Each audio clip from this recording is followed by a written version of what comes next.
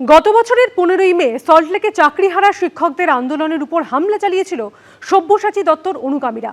আন্দোলনকারী চাকরিহারা শিক্ষকদের রীতিমতো টেনে হিচড়ে ঘুষি, লাঠি, হেলমেট দিয়ে মারা হয়েছিল। খবর করতে গিয়ে তৃণমূল নেতার হাতে আক্রান্ত হয়েছিলেন এবিপি আনন্দর প্রতিনিধিও। আর সেদিন তৃণমূল নেতা সব্যসাচী দত্ত বলেছিলেন, যেমন চারপায়া তেমনি মুগুর। আজ সেই সব্যসাচী দত্তই তোলাবাজির অভিযোগে গ্রেপ্তার হয়েছেন। তাকে লক্ষ্য করে ডিম, টমেটো, গোবর ছুটছে ক্ষুব্ধ জনতা।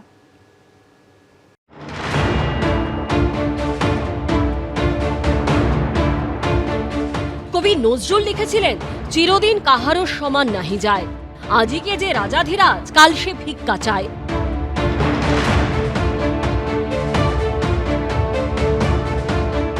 রাজ্যে তৃণমূলের রাজপাট গেছে।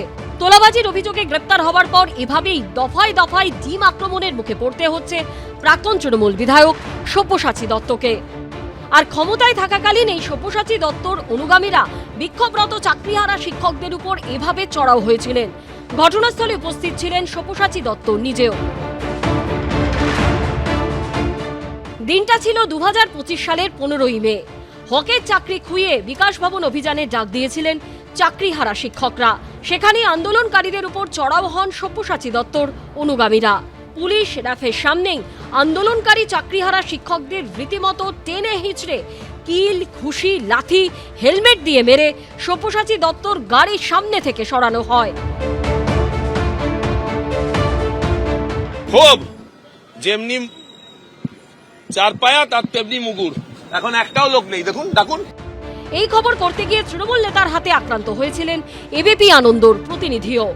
প্রথমে বুমে ধাক্কা, তারপর এবিপি আনন্দর প্রতিনিধি অরিত্রিক ভট্টাচার্যকে রীতিমতো ধাক্কা মেরে সরিয়ে দিয়েছিলেন তৃণমূল নেতা সব্যসাচী দত্ত। একসময় যিনি বিক্ষোভরত শিক্ষক শিক্ষিকাদের সঙ্গে দাদাগিরি করেছিলেন, আজ তাকে লক্ষ্য করেই কখনো পচা ডিম, কখনো টমেটো, কখনো গোবর ছোড়া হচ্ছে। এবিপি আনন্দ। পরপর দুদিন তোলাবাজির মামলায় ধৃত সব্যসাচী দত্তকে নিয়ে ম্যারাথন তল্লাশি চালালো বিধাননগর উত্তর থানা। রবিবারের পর সোমবার বিধাননগর পুরসভার প্রাক্তন চেয়ারম্যানের 2 ঠিকানা থেকে বাজেয়াপ্ত হলো একাধিক দলিল সহ প্রচুর সোনা কেনার রসিদ। পুলিশ সূত্রে দাবি, বাজেয়াপ্ত হওয়া নথির সঙ্গে মিলিয়ে দেখা হচ্ছে সব্যসাচী দত্তের আয়ের হিসাব। এখান থেকে ওখান থেকে ছুটে আসছে ডিম, নাগালের মধ্যে আসতেই নিশানায়। গ্রেপ্তারের পরে প্রাক্তন তৃণমূল বিধায়ক সব্যসাচী দত্তকে লক্ষ্য করে ছোড়া হয়েছিল পচা টমেটো, কাঁচা ডিম আর গোবর। বিধাননগরের বিভিন্ন জায়গায় পুলিশি তল্লাশির সময় ফের তার উপর চলল ডিম বৃষ্টি। একদা বিধাননগর পুর এলাকা শাসন করা তৃণমূল নেতাকে লক্ষ্য করে উঠল চোর স্লোগানও।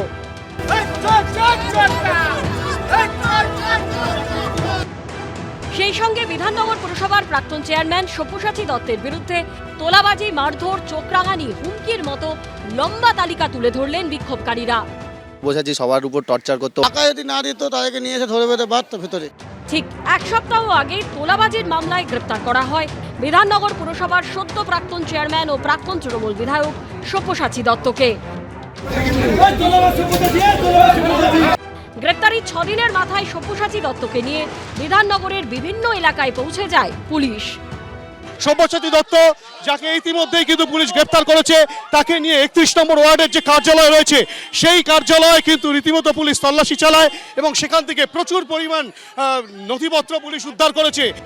রবিবার বিধাননগর পুরসভার 31 নম্বর ওয়ার্ডের অফিসে অভিযানের পর সব্যসাচী দত্তের সল্টলেকের বাড়ি ও রাজারহাটের ফ্ল্যাটে প্রায় মাঝরাত পর্যন্ত চলে ম্যারাথন তল্লাশি। এই আবাসন সিদ্ধা আবাসনের ফোনেক্স যে বিল্ডিং রয়েছে সেই ফোনেক্স ব্লকের 6th ফ্লোর এবং তারপরে 12 ফ্লোরে তাকে দফায় দফায় নিয়ে গিয়ে জিজ্ঞাসাবাদ করা হয়। এখান থেকে প্রায় 7.5 ঘন্টা তল্লাশির পরে তাকে রবিবার রাত্রি 11:30টার পর নিয়ে যাওয়া হয় ফের বিধাননগর নর্থ থানাতে। পুলিশ সূত্রে দাবি, রাজারহাটে সব্যসাচী দত্তের 7 তলা এবং 13 তলার ফ্ল্যাটে তল্লাশি চালিয়ে পাওয়া গেছে প্রচুর সোনা কেনার রসিদ। পাশাপাশি তল্লাশিতে নিউ টাউনে কেনা একাধিক ফ্ল্যাট ও জমির দলিল মিলেছে। রসিদ দিয়ে কি হবে, সোনার তাল।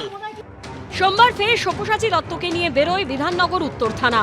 বিধাননগর পুরসভার প্রাক্তন চেয়ারম্যানকে নিয়ে তার সল্টলেকের বাড়ি হয়ে রাজারহাটের ফ্ল্যাটে ফের চলে পুলিশি অভিযান। পুলিশ সূত্রে খবর, সব্যসাচী দত্তের ঠিকানা থেকে বাজেয়াপ্ত বিভিন্ন নথিপত্র খতিয়ে দেখা হচ্ছে।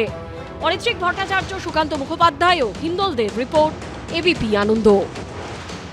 এবিপি আনন্দ, এগিয়ে থাকে, এগিয়ে রাখে।